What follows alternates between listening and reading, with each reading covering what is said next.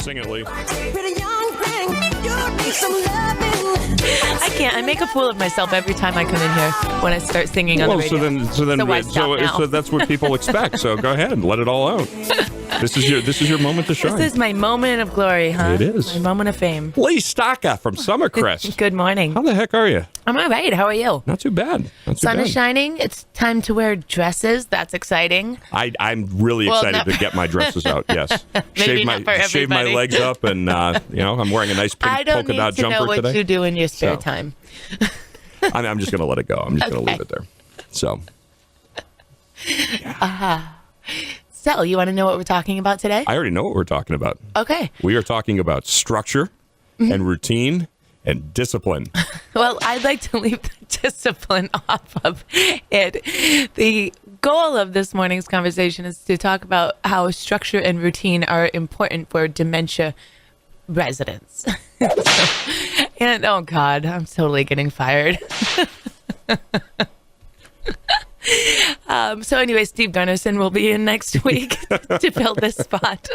Here's the nice thing. We can have fun and convey important material at the same time. And that's exactly the whole right. We want to make learning about this stuff entertaining because, hey, listen, it can be dry and boring. So... Yeah. And, I get a lot of good feedback about our segment, to be honest with you. Well, and truthfully, I mean, not a lot of people really want to go out of their way to talk about dementia. It's not like a happy subject for the most part, True. So, yeah, I agree. You're right. And we do have a good time when I come in. So why stop now? Correct. But, and we were talking off the air about when you were working for the correction facility about the importance of routine and discipline for people in that environment. So this is completely different environment and a different reason why. People with dementia need routine because it helps to have a sense of familiarity. And I think as humans, we're beings of routine anyway. That's kind of what we do. We get up, we go to work, we go home, we make dinner, When there's something off in that, it can be chaotic for us who are not experiencing dementia. So it can really cause an uncomfortable situation for somebody with dementia. One of the things, especially for people that have personality disorders, mood disorders, things like that, that routine is critical because it gives that sense of normalcy. Whereas if that routine is broken, then that can be where anxiety starts to come in. And for people that have those personality disorders and mood disorders, now dealing with anxiety is a big issue. So the question that I had really is for people that are experiencing dementia, where does that anxiety play in? Are they more susceptible or less susceptible to experiencing anxiety from a change in routine? I think more susceptible, but also what goes along with that is that they don't know how to manage what they're feeling. If I'm starting to feel anxiety, I know what to do. I get busy. I go do something. Somebody with dementia may not be able to make that decision. So the anxiety can just become overwhelming. Precisely the reason why when we were talking about juvenile delinquents and things like that, kids, when they start to misbehave and they start going crazy, it's because they don't know how to effectively channel oftentimes that anxiety or those emotions, and so it winds up manifesting in an outburst. And and having a predictable pattern, it can really help to lessen that. So even if you're working with somebody with dementia, keeping things routine, even as far as your daily activities go. So, if you do your shower at the same time every day, that's going to help. If you do medications at the same time every day, that's going to help. Doing meals at the same time is going to help. People tend to learn. It's almost like your body has like your muscle memory, you get so used to doing something in a specific way at a specific time. When it's thrown off, that throws your whole day off. Well, it's like if your alarm clock, for me, for instance, my alarm clock goes off at, it starts going off at about 4:30 in the morning.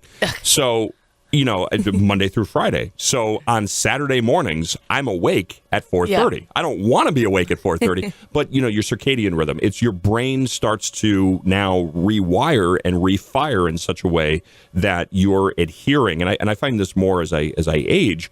I find myself becoming more and more structured in terms of my daily routine. And I find that that's more important, but I find it also that it's happening more naturally with less of an effort on my part proactively to try to structure my day in a routine. It just kind of falls into place that way. It's because you've been doing it for so long. So there's your predictable pattern. And there's the predictable. Exactly. And so I can definitely see that with people who are dealing with memory issues or with dementia, that can be the difference between a healthy life and misery. Well, and what it also does for dementia people is that it helps to make them feel that they are in control of part of their life. You know, they've lost so much by losing, you know, their ability to do things and their ability to recall facts and memories and really to interact the same way that they always have. So to be able to provide somebody with that, you know, bit of control by simply giving them a routine, you know, that really goes a long way with making somebody feel confident in themselves. So, yeah. I thought you had a follow-up thought. You paused and then you inhaled as if you were like, and so I was waiting with bated breath. That's just because I talk so much. I needed to actually breathe. Oh, okay. I was wondering how you do that. I was going with You're almost like a hockey announcer. You could do that. Well, now I know what to do in my retirement. All right. Leigh Stocker from Summercrest. You can check their website out at www.summercrest.net. That's summercrest.net. Swing on by 169 Summer Street in Newport. Beautiful facility over there. And if you swing by, Leigh or Steve or one of their helpful staff members will certainly arrange for a personal tour. 603-863-8181 is the phone number. And you can email Leigh, lstocker@summercrest.net. That's LSTOCKER @summercrest.net. Got about a minute left here. Anything else you want to? Yeah. Well, actually, we can plug a little bit about our Being Mortal presentation that we have coming up on Wednesday, the 21st. So that's a week from tomorrow. Yes. It'll be at Summercrest, and it is from 2 until 4 in the afternoon. And RSVPs are really, really super appreciated, just to make sure we have enough space and enough food. There's food? There is food. Oh, I'm there. But it's a great documentary, and it will really provoke some good discussion afterwards. They held Lake Sunapee VNA is the one that is co-sponsoring this with us.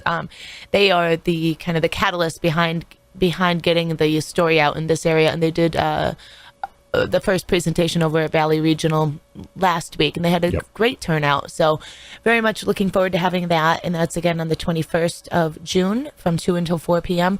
And people can RSVP with the VNA at 526-4077. Correct.